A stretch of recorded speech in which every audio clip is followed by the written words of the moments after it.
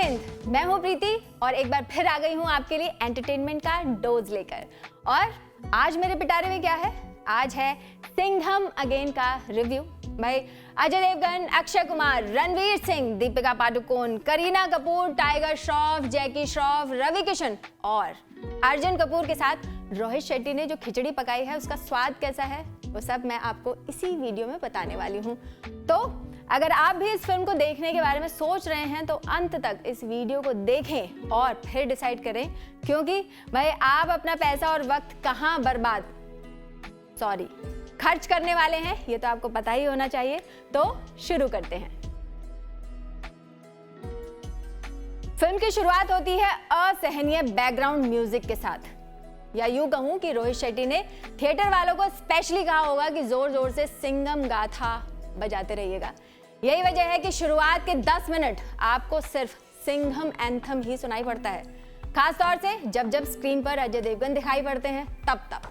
सच कहूं तो मुझे ये समझ नहीं आता कि हर बड़े हीरो की फिल्म में इतनी ड्रामेटिक एंट्री क्यों होती है। भाई बस करो, सबको पता है अजय देवगन है, लेकिन नहीं, इन्हें भी बेफजूल की फुटेज खानी ही है।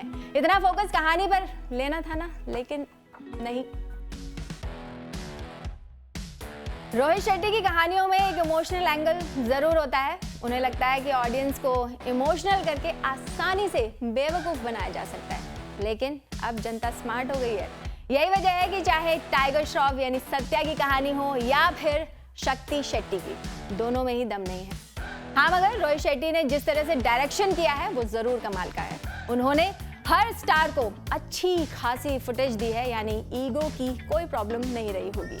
दूसरी तरफ फिल्म में एक्शन सीक्वेंस अच्छे हैं, कुछ सीन तो हॉलीवुड माफिक लग रहे हैं। खासतौर से फिल्म का क्लाइमैक्स जिस तरह से शूट किया गया है वो वाकई में तारीफ के काबिल है। कह सकते हैं कि एवेंजर्स की तरह अब रोहित शेट्टी की इंडियन कॉप फोर्स भी आपको एंटरटेन करेगी। वैसे भी हमारे छोरे और छोरियां हॉलीवुड वालों से कम है के। भाई मैं किसी और की तारीफ करूं या नहीं करूं, लेकिन सिंघम अगेन में रणवीर सिंह ने जिस तरह से जान डाली है उनकी तारीफ तो बनती है। रणवीर यानी सिम्बा की एंट्री के साथ ही ऑडियंस के चेहरे खिल जाते हैं। पकाओ सिंघम अगेन में सिम्बा की कॉमिक टाइमिंग ने 4 चांद लगा दिए। पहले तो उनकी एंट्री बड़ी ही शानदार रही, उसके बाद अपनी टूटी फूटी इंग्लिश से उन्होंने लोगों को हंसाना शुरू कर दिया। रणवीर की एंट्री के बाद से क्लाइमैक्स तक सिंघम अगेन में बस वही छाए रहे। अगर रोहित शेट्टी इस फिल्म का नाम सिंघम अगेन ना रखकर सिम्बा अगेन भी रखते तो कोई खास फर्क नहीं पड़ता। मैं पहले ही बता चुकी हूं कि रणवीर ने सिनेमाघरों में ऑडियंस को हंसाने में कोई कसर नहीं छोड़ी। फिल्म में उनके कई बेहतरीन डायलॉग्स हैं, जैसे उन्होंने अपने न्यूड फोटोशूट को लेकर यानी उनको याद दिलाते हुए कहा, कपड़े पहनूं तो प्रॉब्लम, नहीं पहनूं तो क्लियर कर दो, क्या करूं। फिर जब वो अर्जुन कपूर से पहली बार मिलते हैं तब बोलते हैं, आयला गब्बर सिंह काय को आया रे बाप दादा की लाइन में। तब डेंजर लंका कहता है, यानी कि अर्जुन कपूर कहता है बदला लेने के लिए। तब रणवीर सिंह कहते हैं, हाँ बाप का, दादा का, सबका बदला लेगा रे तेरा जुबैर। रणवीर की इस लाइन पर खूब तालियां और सीटियां बजी। फिर एक सीन में वो अजय देवगन से कहते हैं, आजकल तो आप बुढ़े लोग ही गदर मचा रहे हैं। यहाँ उन्होंने बिना नाम लिए सनी देओल का भी जिक्र कर दिया। फिर जब रणवीर करीना से कहते हैं, आप भी सुन लो और मैं मिसेस सूर्यवंशी को भी समझाऊंगा, थोड़ा केयरफुल रहे। फिर किडनैपिंग विडनैपिंग हो जाती है और हम सबको साथ आना पड़ता है।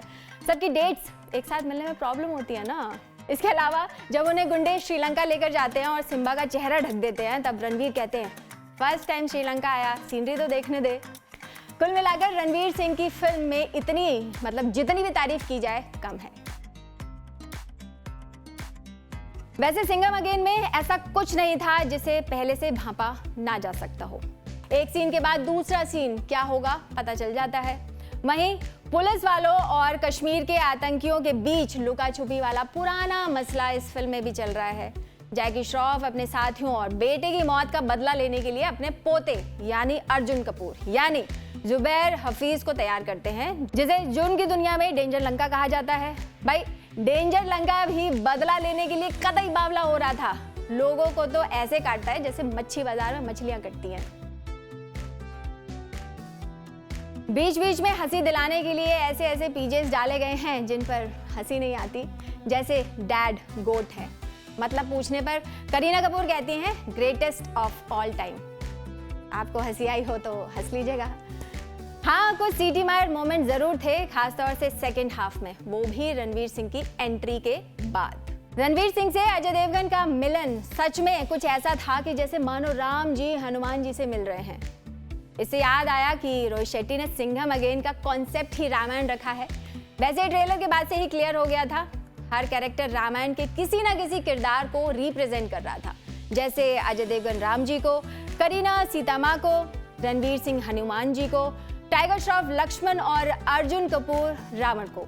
हाँ, मगर दीपिका पादुकोण रामायण के कौन से पात्र को निभा रही थी कुछ पता नहीं, लेकिन शक्ति शेट्टी बनकर उन्होंने बढ़िया काम किया। सिंघम अगेन की सबसे बड़ी कमजोरी रहे टाइगर श्रॉफ। वैसे उनके लिए फिल्म में ज्यादा कुछ करने के लिए था भी नहीं। हाँ, इस बात में हमें जरा भी संदेह नहीं है कि टाइगर एक्शन में माहिर है, उसकी एक झलक फिल्म में दिखती भी है। वैसे फिल्म सिंघम अगेन है, हीरोपंती अगेन नहीं, तो टाइगर से ज्यादा उम्मीद लगानी फिजूल है। टाइगर के साथ साथ दीपिका पादुकोण के बिना भी फिल्म अच्छी बन सकती थी, लेकिन फिर भी उन्होंने अपने फैंस को निराश नहीं किया। दीपिका का चार्म स्क्रीन पर नजर आया। वैसे ये फिल्म उन्होंने प्रेगनेंसी में शूट की थी, तो ऐसे में रणवीर ने इस पर भी पंच मार दिया। जब क्लाइमैक्स में करीना कपूर कहती हैं कि हम फैमिली हैं, तब वो दीपिका की तरफ देखते हुए कहते हैं हाँ, और अब तो फैमिली बढ़ भी रही है। अक्षय कुमार की एंट्री सिंघम अगेन के क्लाइमैक्स में ही होती है। हमेशा की तरह हेलीकॉप्टर से लटकते हुए यहाँ भी खिलाड़ी ने हीरो हीरोइन को बचाया, यानी कि करीना और अजय को।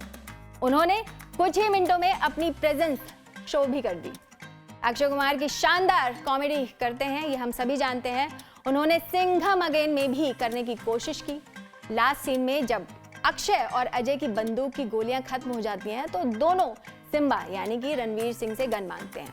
तब वो अजय देवगन को तो गन दे देते हैं, लेकिन अक्षय को नहीं देते हैं। तभी अक्षय कहते हैं ओए कटप्पा।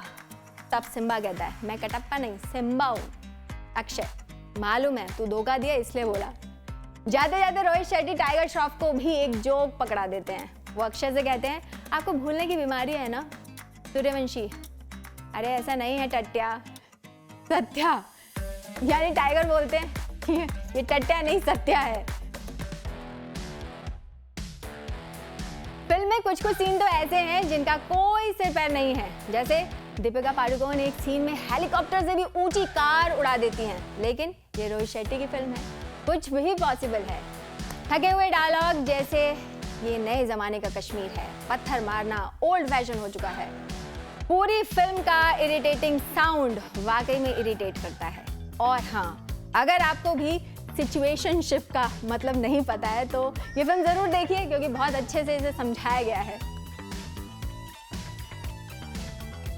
वैसे तो सिंघम अगेन को देखने और ना देखने दोनों की ही वजह है। पहले क्यों नहीं देखें इस पर बात करेंगे, और वीडियो का अंत पॉजिटिव नोट के साथ करेंगे। तो फिल्म में इतने सारे स्टार को लेने के अलावा किसी और पहलू पर काम नहीं किया गया है। कहानी में दम नहीं है, बस रोहित शेट्टी को दिवाली पर फिल्म रिलीज करनी थी तो रामलीला दिखा दी।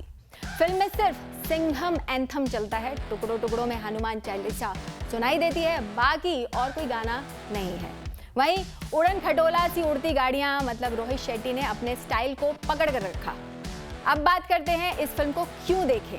पहला तो मल्टी स्टारर फिल्म है, तो जो एक्टर आपको पसंद है उसके लिए देखिएगा। वैसे भी अगर आप रणवीर सिंह के फैन नहीं भी हैं तो इस फिल्म को देखने के बाद बन जाएंगे। खासतौर से फिल्म के एंड में ऑडियंस को जो सरप्राइज मिलता है उसे देखकर आपका दिल खुश हो जाएगा, क्योंकि सिंघम अगेन के अंत में चुलबुल पांडे यानी कि सलमान खान की एंट्री भी होती है। इससे साफ हो जाता है कि रोहित शेट्टी सिंघम 4 में सलमान खान के चुलबुल पांडे वाले अवतार को लाने की तैयारी में है। तो रोहित शेट्टी के इस कॉप यूनिवर्स में सलमान खान भी शामिल होने वाले हैं। अब मैं आपको फिल्म की पूरी जानकारी दे चुकी हूँ। फर्स्ट हाफ थोड़ा बोर और सेकंड हाफ आपको ज़रूर एंटरटेन करेगा। डिसाइड कर लीजिए देखनी है या नहीं। अभी के लिए वीडियो में इतना ही। अच्छा लगा हो तो लाइक और शेयर कीजिए। बाकी एंटरटेनमेंट और देश दुनिया से जुड़ी खबरों के लिए देखते रहिए लाइव टाइम्स। बाय बाय, जय हिंद।